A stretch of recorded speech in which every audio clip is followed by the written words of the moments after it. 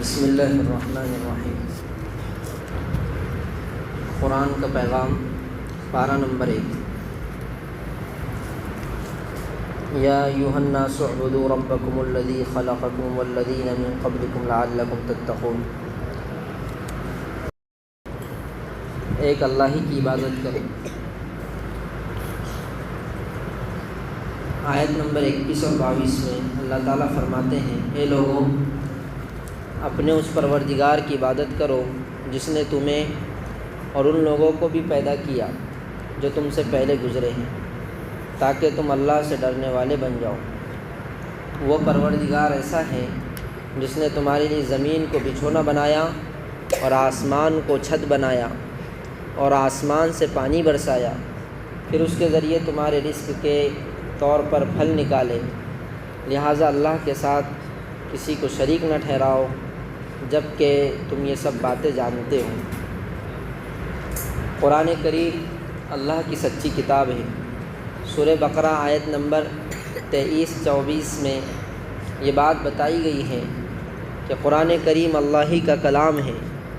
اہل عرب قرآن کریم کو اللہ کی سچی کتاب ماننے کے بجائے محمد صلی اللہ علیہ وسلم کا بنایا ہوا کلام کہتے تھے۔ محمد صلی اللہ علیہ وسلم کا بنایا ہوا کلام کہتے تھے۔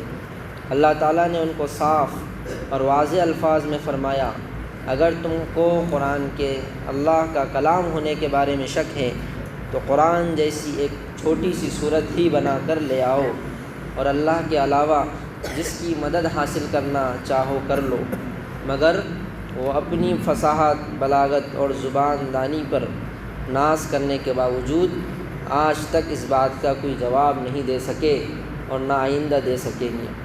یہ اس بات کی علامت ہے کہ قرآن کریم اللہ کا کلام ہے۔ نیک عمل کرنے والے مومن بندوں کے لیے جنت میں نعمتیں۔ سورہ بقرہ آیت نمبر 25 میں اللہ تبارک و تعالیٰ کا ارشاد ہے، جو لوگ ایمان لائے ہیں اور انہوں نے نیک عمل کیے ہیں، ان کو خوشخبری دے دو کہ ان کے لیے جنت میں ایسے باغات تیار کیے گئے ہیں جن کے نیچے نہریں بہتی ہوگی۔ جب کبھی ان کو ان باغات میں سے کوئی پھل رزق کے طور پر دیا جائے گا تو وہ کہیں گے، یہ وہی ہے جو ہمیں پہلے بھی دنیا میں دیا گیا تھا، اور انہیں وہ رزق ایسا ہی دیا جائے گا جو دیکھنے میں دنیا کے پھل جیسا ملتا جلتا ہوگا، لیکن اس کا مزہ دنیا کے پھل سے بالکل الگ ہوگا، اور ان کے لیے وہاں پاکیزہ بیویاں ہوگی، اور وہ ان جنت کے باغوں میں ہمیشہ ہمیشہ رہیں گے۔ حق بات کو مت چھپاؤ۔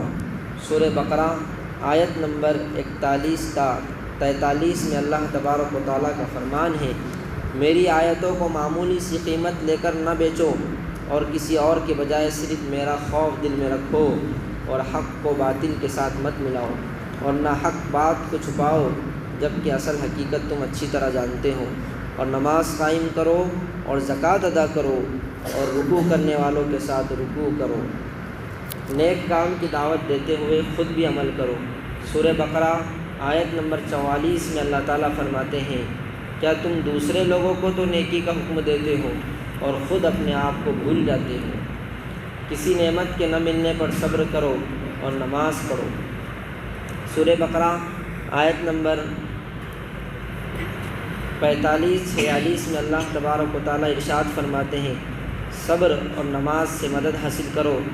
نماز بھاری ضرور معلوم ہوتی ہے، جیسے آج تراویح میں، پہلی تراویح میں اس کا اندازہ ہو گیا، نماز بھاری ضرور معلوم ہوتی ہے، مگر ان لوگوں کو نہیں جو خشوع یعنی دھیان اور عاجزی سے پڑھتے ہیں، اور جو اس بات کا خیال رکھتے ہیں کہ وہ قیامت کے دن اپنے پروردگار سے ملنے والے ہیں اور ان کو اسی کی طرف لوٹ کر جانا ہے۔ قیامت کے دن کوئی کسی کے کچھ کام نہیں آئے گا۔ سورہ بقرہ آیت نمبر 48 میں اللہ تبارک و تعالیٰ کا ارشاد ہے، اس قیامت کے دن سے ڈرو جس دن کوئی شخص بھی کسی کے کچھ کام نہیں آئے گا، نہ کسی سے کوئی سفارش قبول کی جائے گی، نہ کسی سے کسی قسم کا معاوضہ لیا جائے گا، اور نہ ان کو کوئی مدد پہنچے گی، بلکہ اس دن ہر آدمی کا اپنا عمل کام آئے گا۔ گناہ کرنے سے بچو۔ سورہ بقرہ آیت نمبر 74 میں یہ خبر دی گئی ہے کہ کہ گناہوں سے دل سخت ہو جاتا ہے۔ اللہ تعالیٰ نے انسان کے دل میں حق و سچ بات کے قبول کرنے کی صلاحیت عطا فرمائی ہے، لیکن انسان اللہ کی نافرمانی اور گناہ کر کے اتنا آگے بڑھ جاتا ہے کہ اس کا دل پتھر سے بھی زیادہ سخت ہو جاتا ہے۔ پھر نہ تو وہ حق بات کو قبول کرتا ہے اور نہ اللہ کے خوف سے ڈرتا ہے۔ گناہوں کی کثرت سے دل میں سختی پیدا ہو جاتی ہے۔ اس لیے ہمیں تمام گناہوں سے مکمل پرہیز کرنا چاہیے۔ نماز کی پابندی کرو اور زکوٰۃ وقت پر ادا کرو۔ سورہ بقرہ آیت نمبر 110 میں اللہ تعالیٰ فرماتے ہیں تم نماز قائم کرو اور زکوٰۃ ادا کرو اور یاد رکھو کہ جو بھلائی کا عمل بھی تم خود اپنے فائدے کے لیے آگے بھیج دو گے اس کے بہترین بدلے کو اللہ کے پاس پاؤ گے۔ بے شک جو عمل بھی تم دنیا میں کرتے ہو اللہ اسے یقیناً دیکھ رہا ہے۔ پارہ نمبر 2، نیک کاموں میں دوسرے سے بڑھنے کی کوشش کرو۔ سورہ بقرہ آیت نمبر 148 میں اللہ تعالیٰ فرماتے ہیں تم نیک کاموں میں ایک دوسرے سے آگے بڑھنے کی کوشش کرو، ہر وقت اللہ کو یاد کرو اور اس کا شکر ادا کرو۔ سورہ بقرہ آیت نمبر 152 میں اللہ تبارک و تعالیٰ ارشاد فرماتے ہیں تم دنیا میں جہاں کہیں بھی رہو مجھے یاد کرو، میں تمہیں دنیا اور آخرت میں یاد رکھوں گا، یعنی تم کو بہترین بدلہ دوں گا، اور میری دی ہوئی نعمتوں پر میرا شکر ادا کرو اور میری ناشکری نہ کرو۔ اللہ تعالیٰ صبر کرنے والوں کے ساتھ ہے۔ سورہ بقرہ آیت نمبر 153 میں اللہ تعالیٰ فرماتے ہیں آیت نمبر 153 میں اللہ تعالیٰ فرماتے ہیں اے ایمان والو صبر اور نماز سے مدد حاصل کرو، بے شک اللہ صبر کرنے والوں کے ساتھ ہیں۔ مصیبت آنے پر یہ سوچے کہ ہمارے پاس جو کچھ ہے سب اللہ ہی کا دیا ہوا ہے۔ سورہ بقرہ آیت نمبر 155 تا 157 میں اللہ تبارک و تعالیٰ فرماتے ہیں دیکھو ہم تمہیں ضرور آزمائیں گے، کبھی خوف سے اور کبھی بھوک سے اور کبھی مال و جان اور پھلوں میں کمی کر کے، اور جو لوگ ایسے حالات میں صبر سے کام لیں ان کو خوشخبری سنا دو۔ یہ وہ لوگ ہیں کہ جب ان کو کوئی مصیبت پہنچتی ہے تو یہ کہتے ہیں کہ ہم سب اللہ ہی کے پیدا کیے ہوئے ہیں اور ہم کو مرنے کے بعد اللہ ہی کی طرف لوٹ کر جانا ہے۔ یہ وہ لوگ ہیں جن پر ان کے پروردگار کی طرف سے خصوصی عنایتیں ہیں اور رحمت ہے، اور یہی لوگ ہیں جو ہدایت پر ہیں۔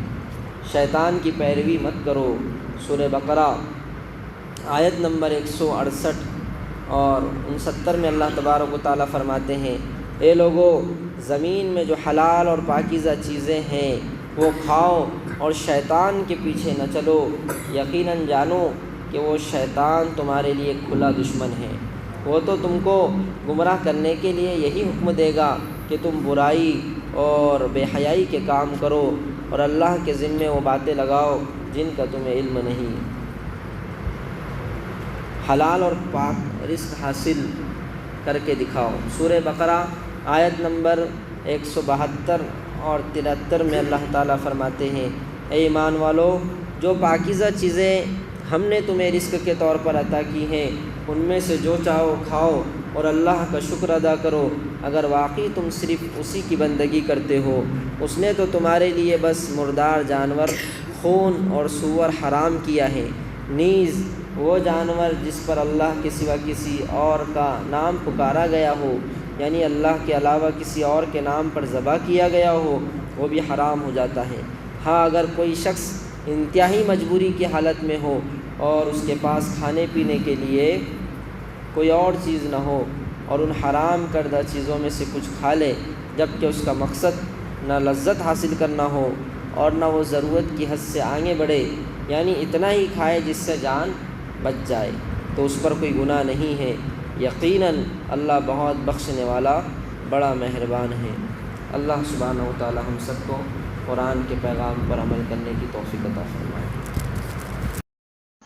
شامل عبادت ہے